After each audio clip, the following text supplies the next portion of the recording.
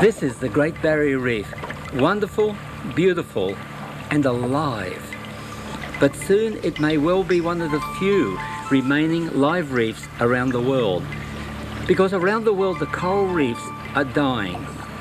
Scientists predict that within 20 years, 1/3 of the world's coral reefs will be dead. And in 40 years, 2/3 dead. Some of the reefs are dead already. And the causes are many, but mostly it's man's interference with nature. Now, I've been diving for over 40 years on these coral reefs, and it truly saddens me to see these precious coral reefs slowly dying.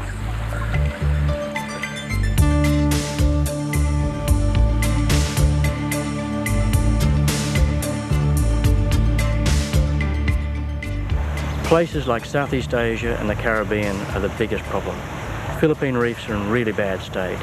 The Japanese reefs, particularly those around Okinawa, are gone. Many of the reefs in the Caribbean, Jamaica, Haiti, Dominican Republic, they're in really bad state.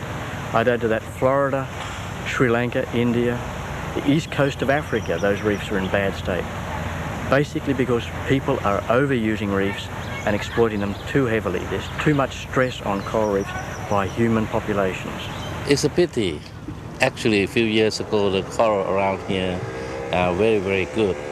But when we have development, particularly tourist development, and that causes a lot of deterioration to the reef. Grecian used to be a vast coral gardens from one end to the other.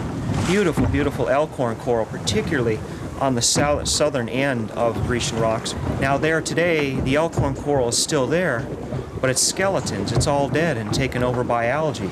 About 20 feet from the beach was a lot of life. You had sea fans, coral, sea urchins, white sea urchins, the black sea urchins, and all that's disappeared now. It does make you want to cry.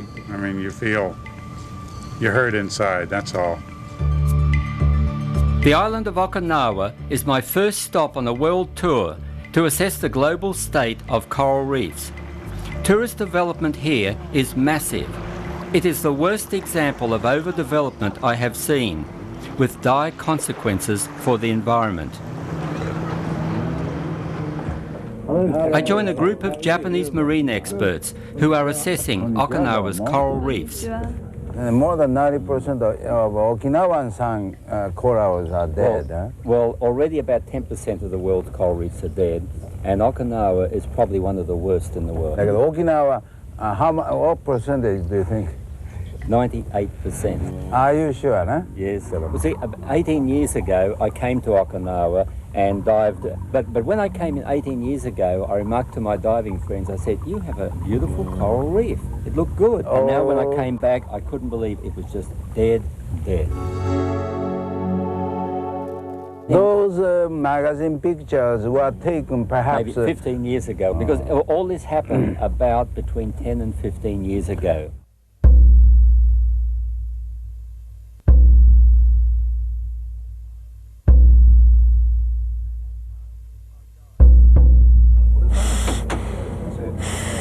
Mac Okada is my guide. He's been a diving buddy of mine for 20 years.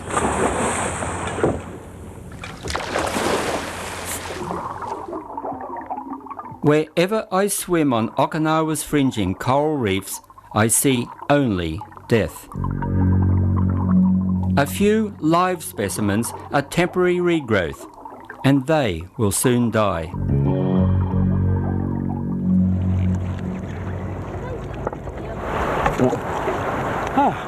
All coral are dead here. 15 years ago, it was here very, very beautiful here. I don't know why, but I guess pollution or something. When Japan reclaimed Okinawa from the US in 1972, they set about bringing it up to the standard of mainland Japan. $6 billion a year went into massive, ill-conceived development. The coral reefs were forgotten.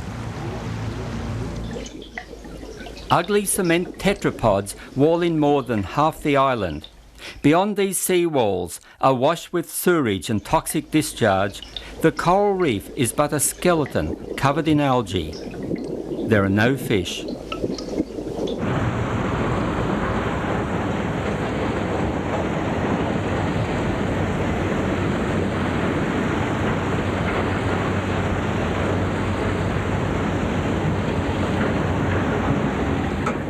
The hills are scarred by quarries, feeding hungry cement plants, churning out millions of grotesque blocks.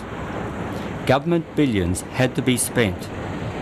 When they completed the seawalls, they moved out into the lagoon and built breakwaters. Why? I really don't know. This boat harbour is almost empty.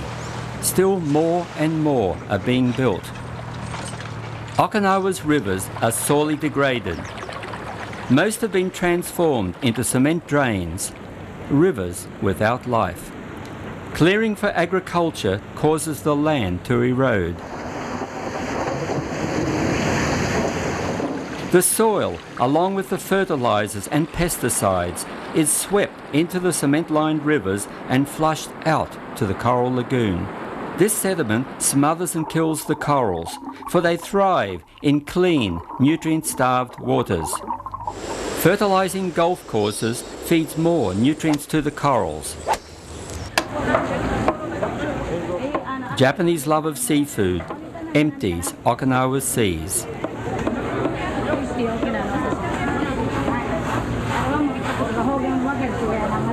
At the fish market, it was evident that they catch and eat everything and anything the sea has to offer.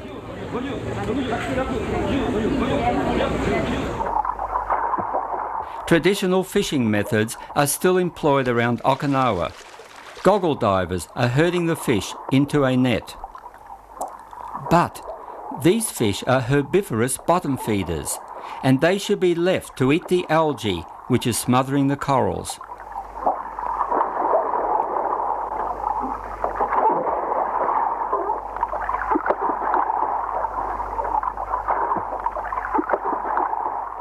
Yoshimin is a local diver who took the graphic pictures of the live-to-dead corals. Yoshimin is still documenting the dying corals, going back to the exact location he photographed live about 15 years ago. He has taken his evidence to the government, who has replied, "There's no problem, the corals are okay." Yoshimin sees it differently. The corals are indeed dead.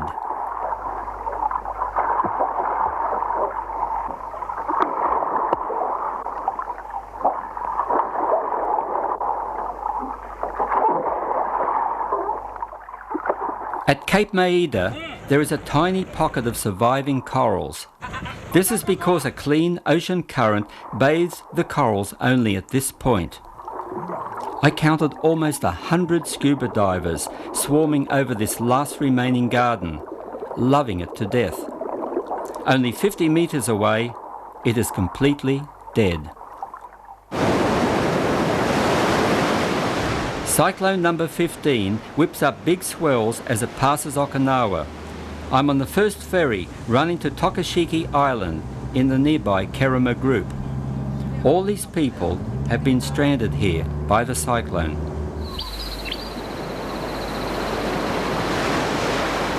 Very beautiful coral reefs here. Yeah, comparing the main island Okinawa, it's very beautiful, no pollution. Mako Kada brought Lynn and I here because the corals are wonderfully alive.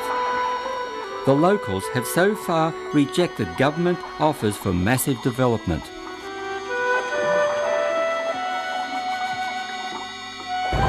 Just come. Oh, beautiful.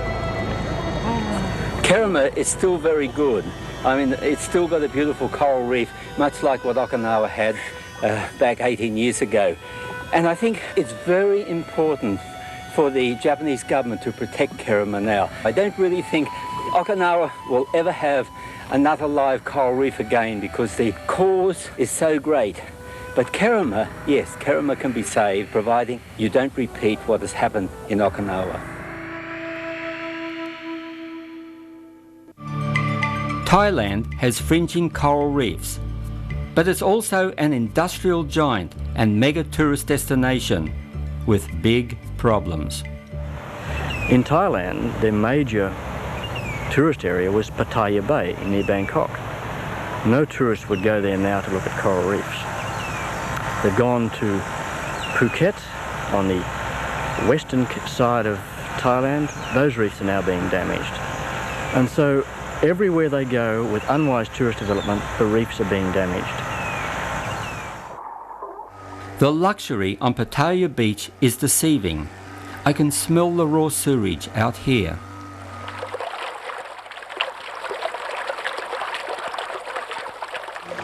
No one swims at Pattaya Beach. The sea is too polluted. The biggest hotels were recently forced to install sewage treatment plants. This has slightly improved the water quality, but not enough to go for a swim. Instead, the tourists are taken in 100 boats to nearby islands, where I saw an incredible tourist assembly line launching paragliders at the rate of one every minute. Speedboats and jet skis zoom everywhere. I saw very few people in the water. It was too dangerous. 100 anchors take their toll on the coral every day.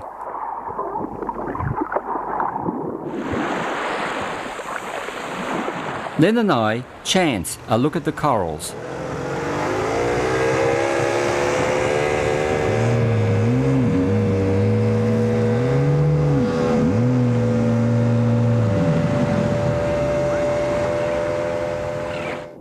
The corals are 70% dead, and we find an example of coral bleaching. The commensal zooanthellae, which gives the coral its vibrant colours, has vacated its host and left the coral bleach white, but still alive. The cause is probably pollution.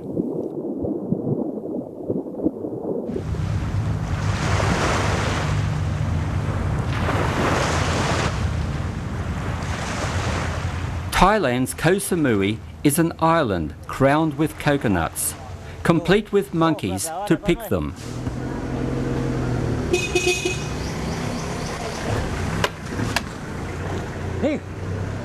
Koh Samui's new hotels are built right on the beach. The smell of raw sewage pervades my nostrils wherever I go. The water table is poisoned. Everyone drinks bottled water. I'm told Koh Samui once had a beautiful coral reef. We joined some tourists at one of their best dive spots. A net shrouds the coral, which is 80% dead.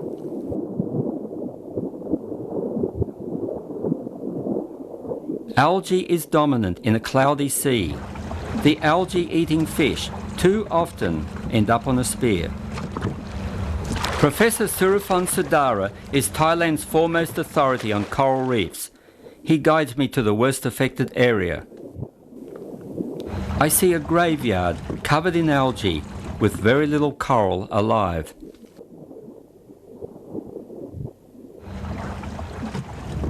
What do you think the problem is? It's a pity. Actually, a few years ago, the coral around here are very, very good.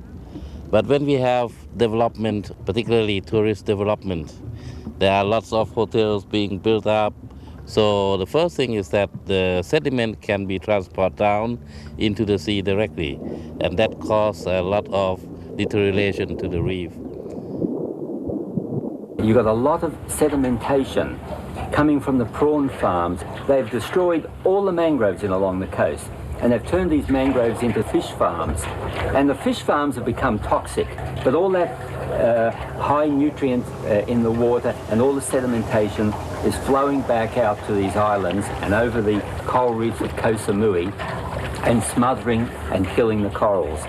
And I suppose the live corals are only about 20%. It's all happened in the last 5 to 10 years, and the water is filthy. You can only see about 3 meters. Samui International Diving took me away from the polluted waters to remote Sail Rock in the middle of the Gulf. Here I see a splendid array of thriving corals. Thailand is in a better state right now that we are aware of the problems.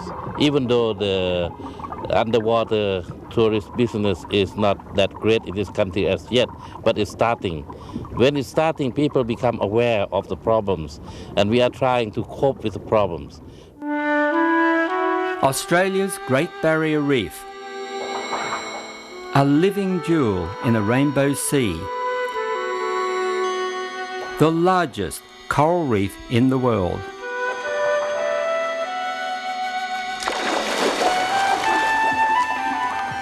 Its saving grace is it lies well offshore, away from coastal pollution. This is my family's idyllic playground.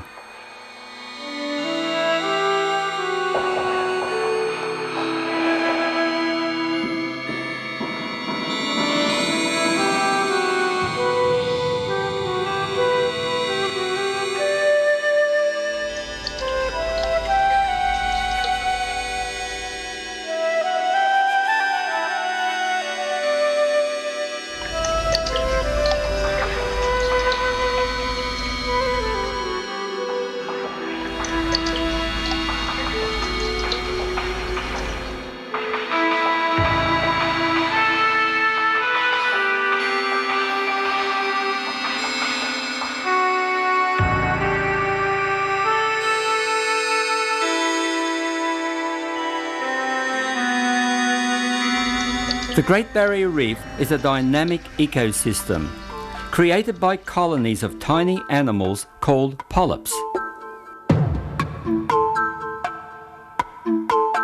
Mass synchronized spawning begins at night in November, several days after the full moon.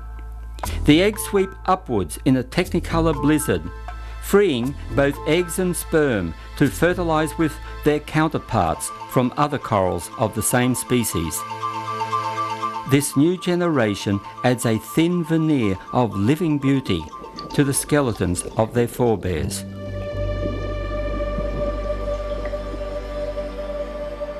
Along Queensland's north coast, fringing coral reefs hug the shore. Over the years, I've personally seen these reefs deteriorate, and today they are 80% dead. We have the same problems here as I've seen overseas. But we're particularly concerned about those reefs that are close to the coast and inshore, because they're the ones we think are being affected by land runoff from sewerage, agriculture and things like that, urban development as well perhaps. The evidence for this is anecdotal. They're people's recollections of what the reefs were like some time ago, and the main thing that seems to be happening is that the reef, the coral part of the reef, has been replaced by algae. And this is a sign, I think, that the problem is nutrients coming off the land. A nutrient is a substance which can be used by an organism for its growth. Nutrients can reach the sea by river runoff, and their effect is felt throughout the entire system, right up the food chain. If the nutrient level overloads the system, then what is called eutrophication occurs, which is a nuisance algae growth which competes successfully with the corals for space. Excessive nutrients also kill the corals directly. Sedimentation smothers. Raw sewage poisons. Tertiary treated sewage is a must for all coastal communities to lessen the impact of nutrients on the reef. The only scientific evidence, however, that we have at the moment is from this technique of coral coring. Corals grow in a yearly growth, and some of the corals off here are 200 or 300 years old. So when we take a core out of them, we can actually see back into time. And the analysis of that coral record has really shown that things have changed in the last 50 years and changed for the worst.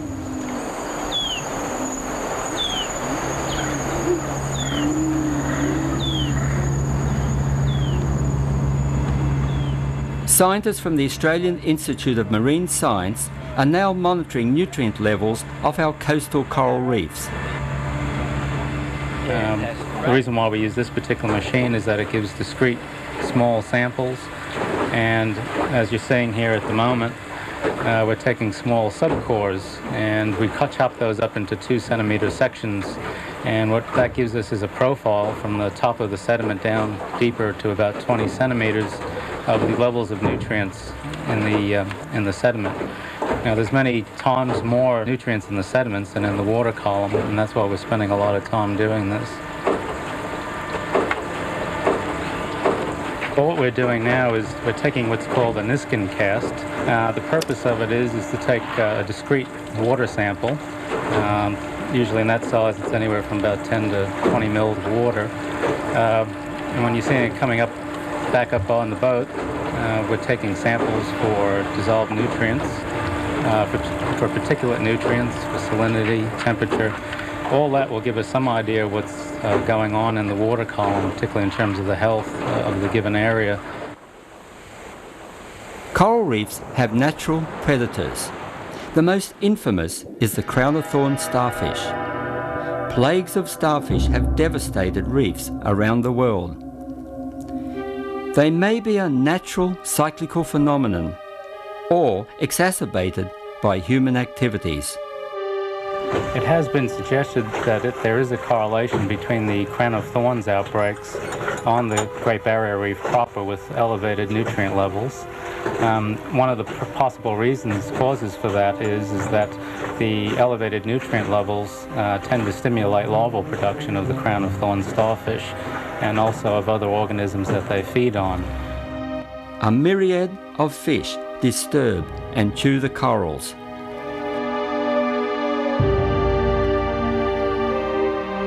The Great Barrier Reef has experienced 145 cyclones this century, each cutting a path of destruction.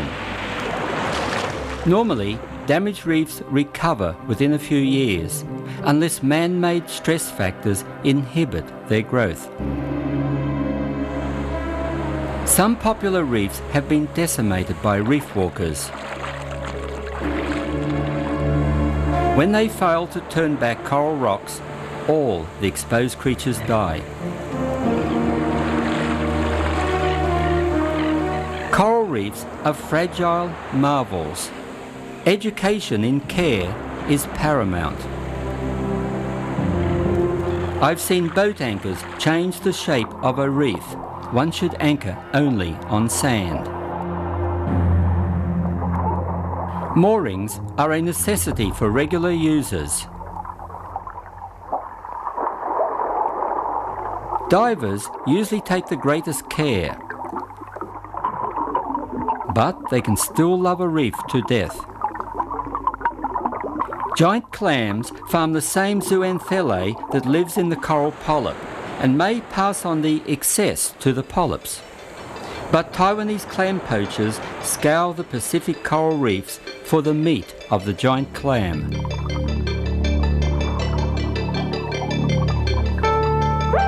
A fatal stab takes only the muscle, a mere 300-gram high-priced delicacy.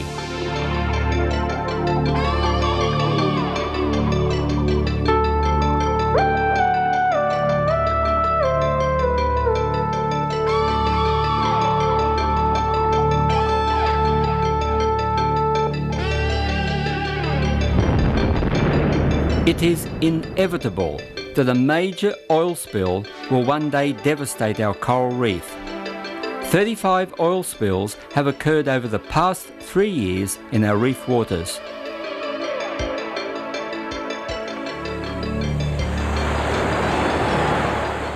Europeans, of course, have been here for 150 years. In 40,000 years, there was very little impact from the Aborigines. In 150 years, we've seen tremendous impact brought about by Europeans on the Great Barrier Reef. In the last, I'd say the last 25 years has seen the most impact when we've seen exponential numbers of people coming from not only within Australia but internationally to visit the Great Barrier Reef. Tourist activity has expanded right along the reef. Commercial fishing is now a multi-million-dollar industry on the reef. The reef itself is a multi-use area.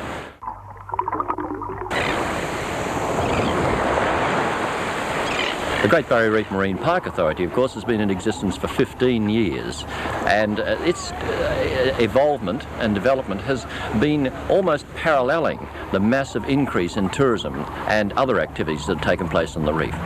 We've been hard-pressed to keep up with developing strategies and management practices that are going to cope with this great impact. We've been working very hard to develop baseline data on the ecology of the Great Barrier Reef, the effect that human beings are having on it, and at the same time putting in management practices that will allow for sustainable use of the Great Barrier Reef. We think we're running about neck and neck. There's a lot of work still yet to be done. There's a lot of understanding to go on and to be developed if we're going to save this Great Barrier Reef for future generations.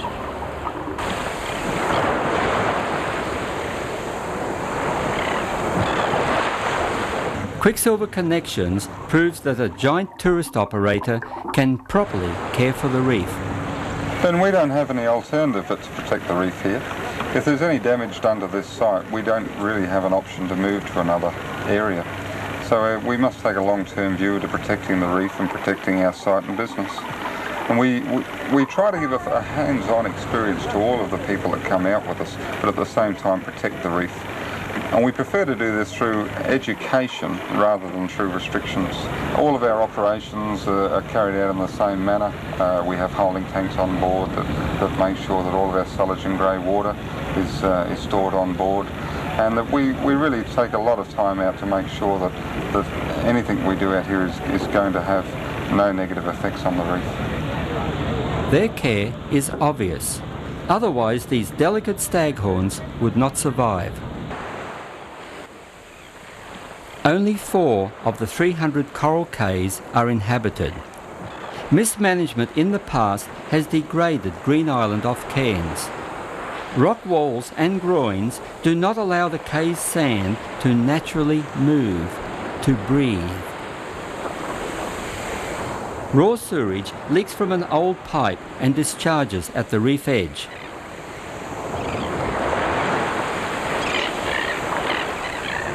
The corals there are degraded, dying, and covered in algae.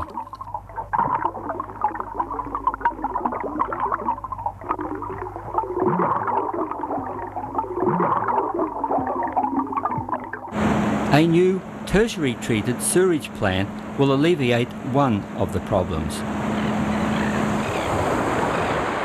Low Isles off Port Douglas has seen human occupation since the lighthouse was built in 1878. Now the lighthouse is to be demanned, and the local Low Isles Preservation Society will co-manage the island with the Great Barrier Reef Marine Park Authority in a unique arrangement to protect its future.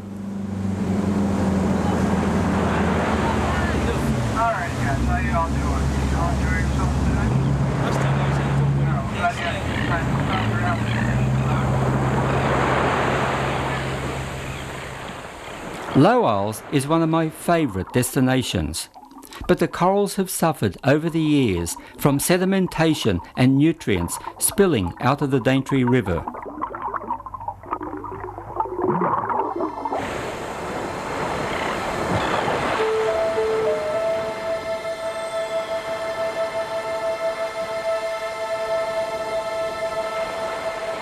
On Clean Up Australia Day, Low Isles receives a spring clean from the local divers.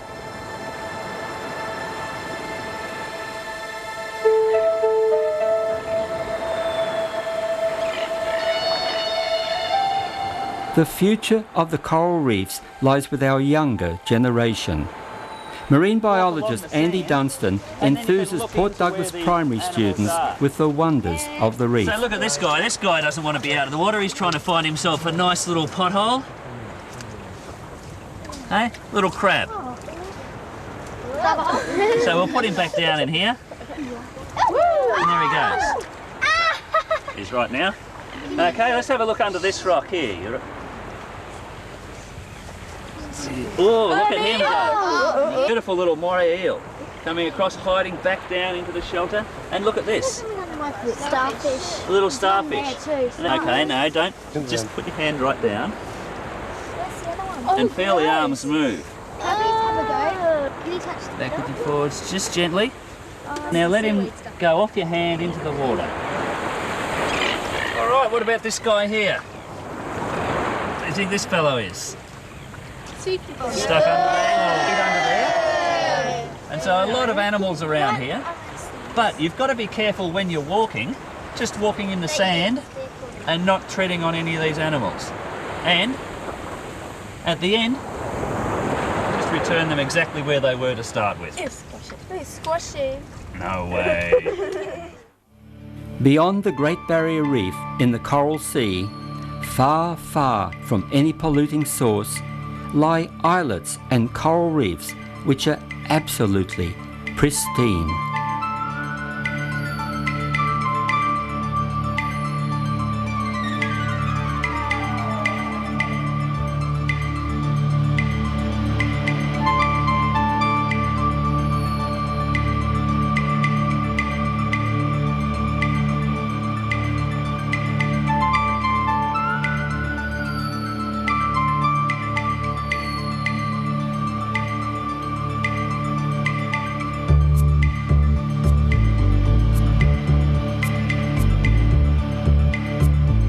It's a privilege to be here, to gaze in wonder at this amazing coral garden, as yet unsullied by man.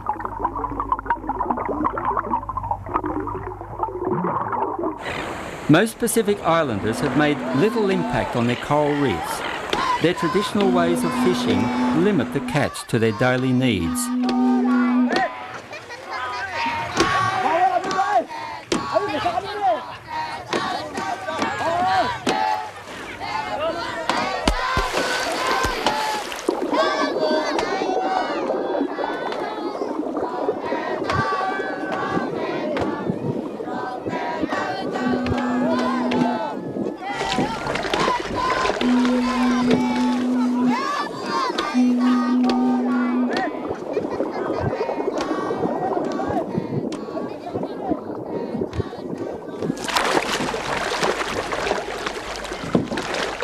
Providing native communities shy away from allowing massive tourist resorts, their coral reefs will remain in a healthy state long after others die throughout the world.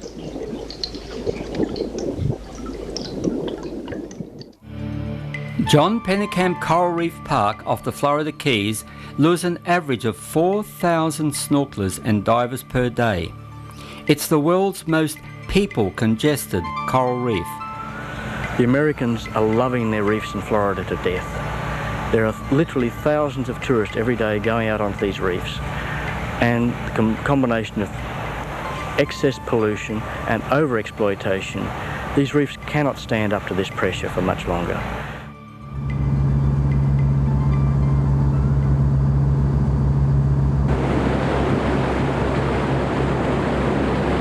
Constant boat wash plays havoc with the mangrove creatures.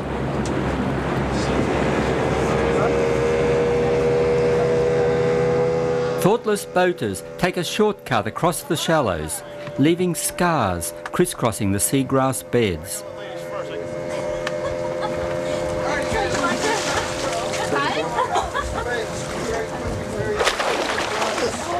Okay, you want to make sure that when you're out there that you're keeping your fins high up in the water. The coral is very delicate out there. One of the easiest ways to destroy the coral is with your fins dangling down and with you kicking. Make sure your fins are up above the water. You should be all right with that. In 5 different languages, we explain about saving the coral. It's a national program to save our reefs so our grandchildren will have a chance to see the coral as we see it today. And this is what they see at Grecian Rocks.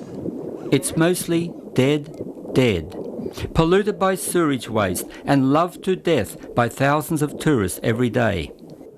The marine park was created back in 1960 with general rejoicing that this American treasure would be preserved for future generations. Hold on to this line that Rick put out for you. Practice with your equipment for a few minutes, get comfortable with everything, then work off to the left-hand side of the boat. I've been coming out to these reefs for about 10 years now, and as far as the damage to the reefs or degradation of the reef areas, it's very difficult for me to give you a definite description of what's going on out here because I'm out here on a daily basis. And when you see the same reef areas over and over on a daily basis, you don't notice any dramatic changes overnight.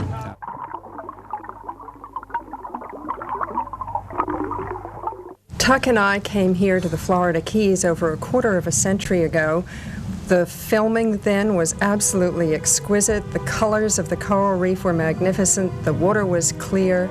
It was a wonderful place to show people what a vibrant, healthy, living coral reef is like, how it is so productive, and yet it is fragile, and people need to be aware of the way we have to be stewards of our environment. Basically now when we come in off the water from the reefs, the water at the coast is all yellow, and it really makes your heart ache to see it. You can see out on the reefs today the result of pollution and the deterioration of what was once so magnificent. You hurt inside, that's all. It does make you want to cry. There is a contradiction here. The younger divers have seen little change. That is because the damage began over 15 years ago.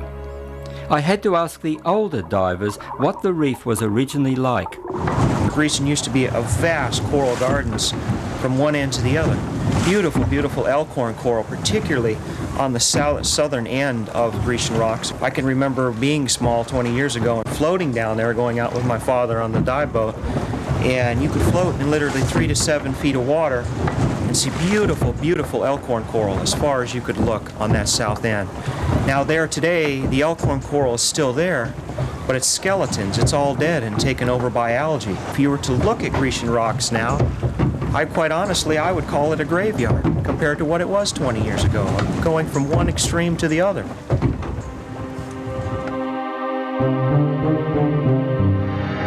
Is the Christ of the sea raising his arms in welcome or despair?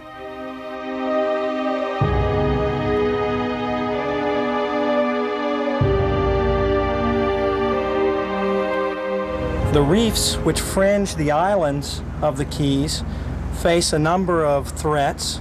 Not all of those are natural threats. There are a number of man-induced threats which these reefs face. The water that has traditionally flowed down through the Everglades are being tainted with pesticides and fertilizers from this agriculture that you see just below Lake Okeechobee.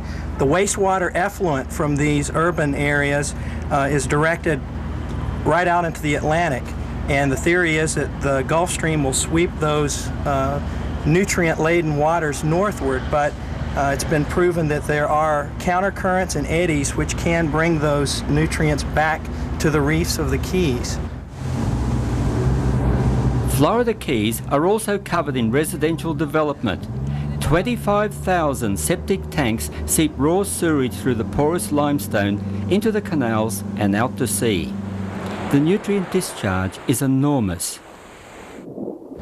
What we're trying to do with the Florida Keys National Marine Sanctuary program is to implement a management strategy which is patterned after the zoning plans which are very successful in the Great Barrier Reef Marine Park Authority. Hopefully we can help bring the reefs back. Probably not to the way they used to be, but at least we can give them a fighting chance.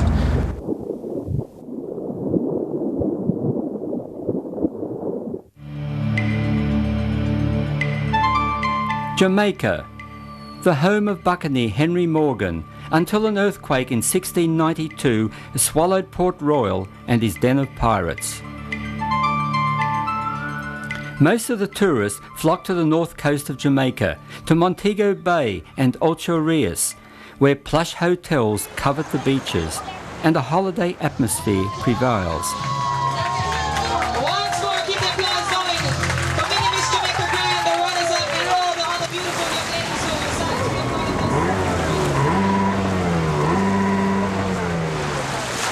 Jamaica is heavily populated and poor. Their dollar is worth only 5 cents. Unemployment is high, so they turn to the sea for subsistence, and they fish and fish until the seas are empty. The major human impact upon coral reefs in Jamaica has been the effect of overfishing. And what has happened, the herbivorous fish have been removed, and this has major effects upon the coral reef community because it means that algal growth flourishes, and this algal growth then has a negative effect upon coral reef growth. The trouble with fish pots is they're indiscriminate. They catch all the coral reef fish, essentially. They don't distinguish between different species. And they use inch mesh here, which is far too small. In addition to this, opposite areas of higher population density, such as towns like Montego Bay and Ocho Rios, there's quite a lot of effect with it because of the outflow of sewage treatment plants. And we also have gullies that run directly into the sea that have untreated sewage running directly into the water, and then also having a very strongly negative effect upon coral reef growth. I join a group of scientists from the Discovery Bay Marine Laboratory who are working on the reef.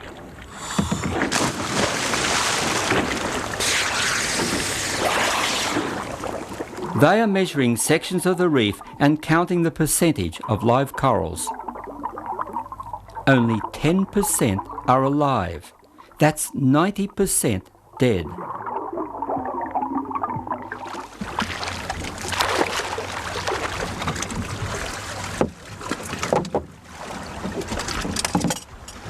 You notice that there weren't a lot of live corals, and the reason for that, of course, is that the damage from Hurricane Allen and then the stress on the corals as a result of the hurricane. You also notice that we didn't see any of the black diadema, the black spiny sea urchin, at this depth. We were at a depth of about 35 feet. And that was because of a virus that occurred about 5 or 6 years ago. The diadema are starting back again. They're moving deeper and deeper. And as they move deeper, they graze on the algae. And the algae are, the corals are competing with the algae for sunlight and nutrients. And now that we see that the diadema are eating the algae, the corals are returning. You also notice that we didn't see very many fish, and the reason for that is that the whole north coast of Jamaica has a very narrow nursery. And the fishing practices, you notice the fish pots down there didn't have any fish in them at all.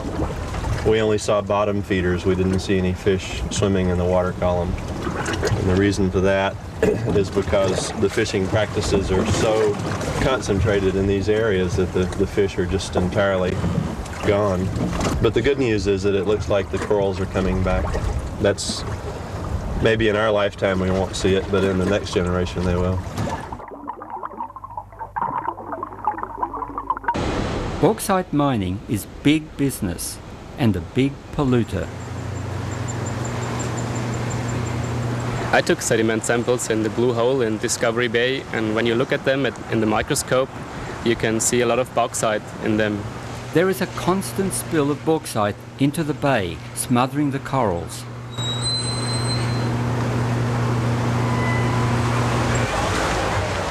Add to this the septic sewage leaching from the waterfront homes.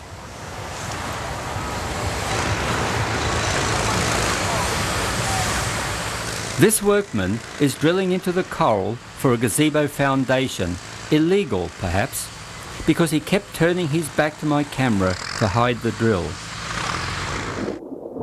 The parrotfish inside this trap should be outside, in a vital role to eat the algae smothering the corals.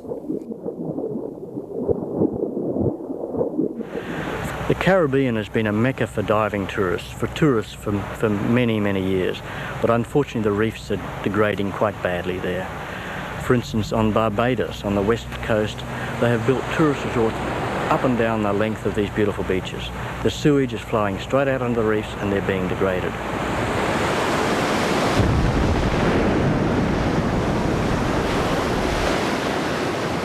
Beautiful Barbados, jewel of the Caribbean, home of the green monkey. Too lovely a place to spoil.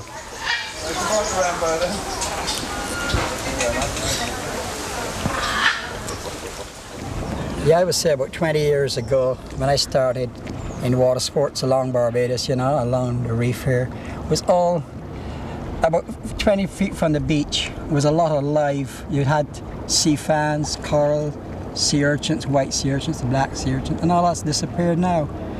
My personal opinion is that a lot of the water brings down the chemical from off of the hills, which is on the plantation, into the sea, and has killed all the reef along the coast. I think it's aim.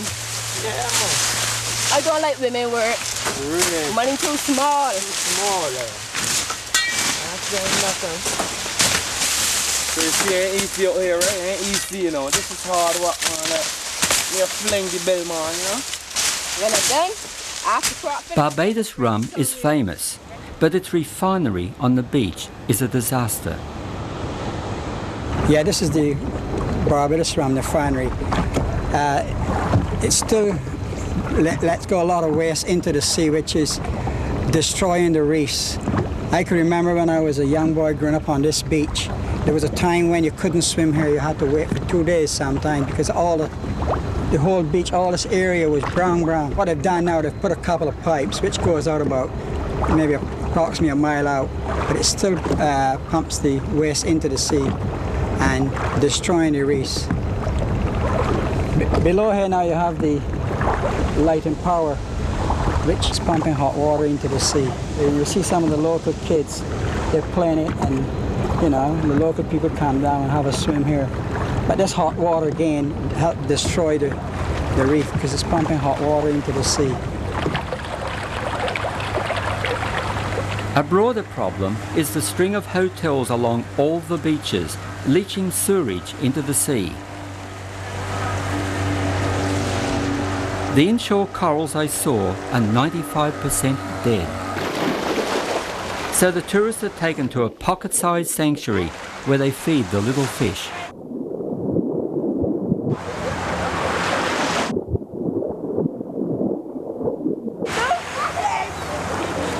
We have good evidence now to suggest that the nearshore reefs, particularly on the west coast of Barbados, have been deteriorating probably over the last 2 decades.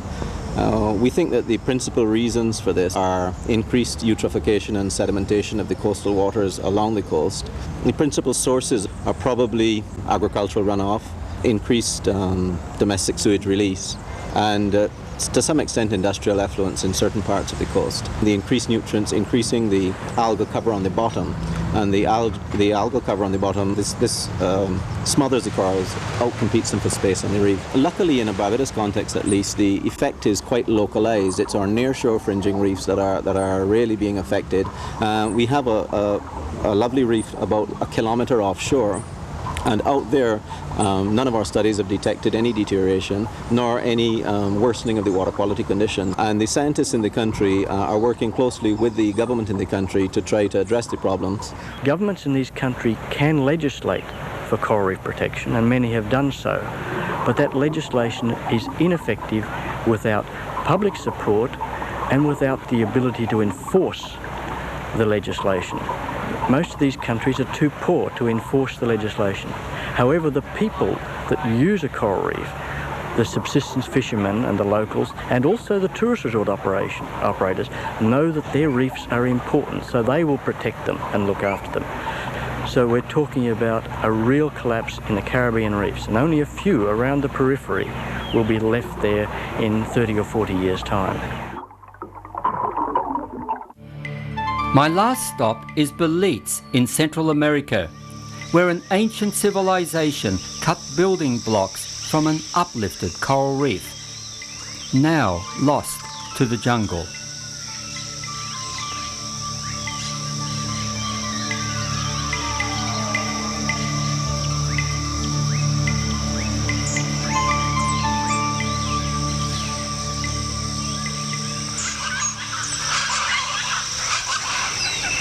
Belize is a small country almost identical to North Queensland, a wilderness of tropical rainforests, endless mangroves, wonderful wildlife, 400 coral cays, and the second largest coral reef in the world.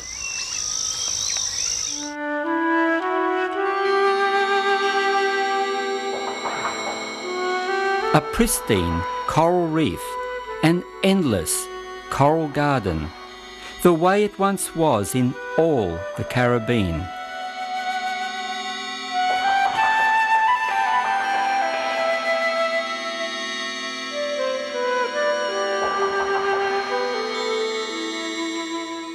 Many of the coral cays are inhabited and overdeveloped with sewerage and waste problems. This island has an indigenous fishing village. They were until recently subsistence fishermen.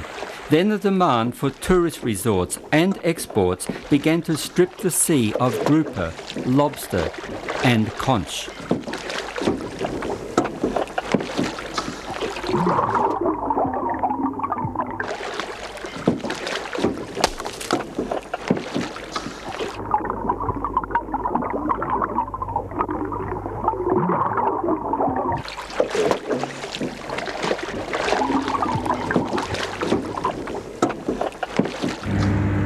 The discarded shells are used as landfill. Southwater Cay is on the outer barrier reef, and as you can see, it is overdeveloped. Belize is beginning to make the same mistakes we have seen elsewhere in the Caribbean. The Blue Marlin Lodge caters mainly for divers. Denny Nelson is their dive master. Well, there's areas in Belize to the north of here that are becoming relatively used, but about 90% of what I know about this country, it's very pristine, it's unused. There's very lush corals. I've been here about 4 years, and just in that period of time, I've noticed an influx in the number of tourists. And so far, it's still holding its own. I've seen very little impact on the corals. But again, we want to just hope that with the proper attitude, both divers and operators, that it'll survive this influx.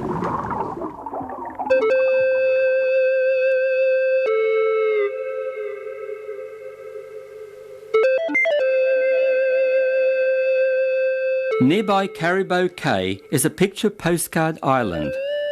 It is a research base for Washington's prestige Smithsonian Institution. We have had particular problems with coastal degradation in general. In particular, trying to fit development in with the ambience of the islands and of the reef itself, and making sure that there are adequate mechanisms in place for disposing of solid waste and disposing of liquid wastes. I think we are very often not recognizing just how even small amounts of liquid wastes released onto reefs can do immense damage.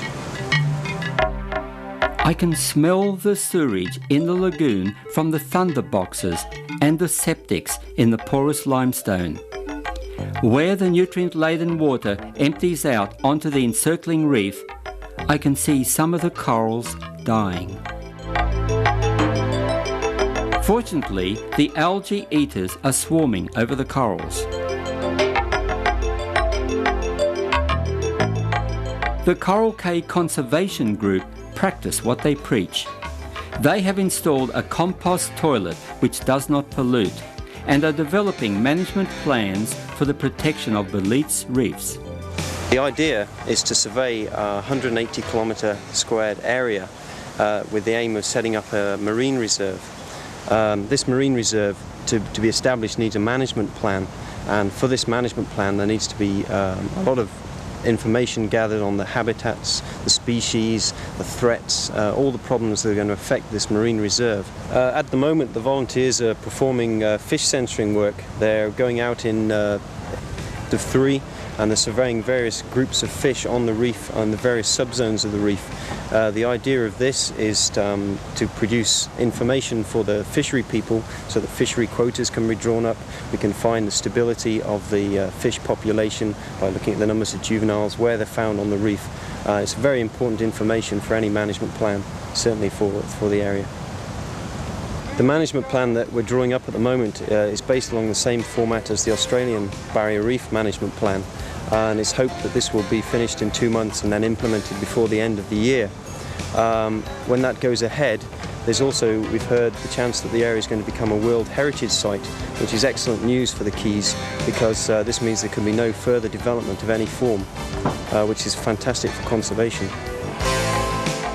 Belize is now at the crossroads. Will it go the same way as its Caribbean cousins, at the whim and pressure of tourist developers? Or will the government, by the wish of the people, create a marine park and fully protect this second largest coral reef in the world? The recent development of a 25-year strategic plan for the Great Barrier Reef will ensure that the Great Barrier Reef will be around for a long time. I think we look forward to our children and their children being able to see the reef very much as it is today. We probably need something like the Antarctic Treaty, a multi-nation treaty to protect those reefs and conserve them. They are mankind's resource, they're our treasure. We need to look after them and guard them. Some countries will stem the polluting cause and see their coral reefs regenerate. Others may never have live corals again. The damage is simply too great. The coral reef, in all its wonder and beauty, may be for them only a memory.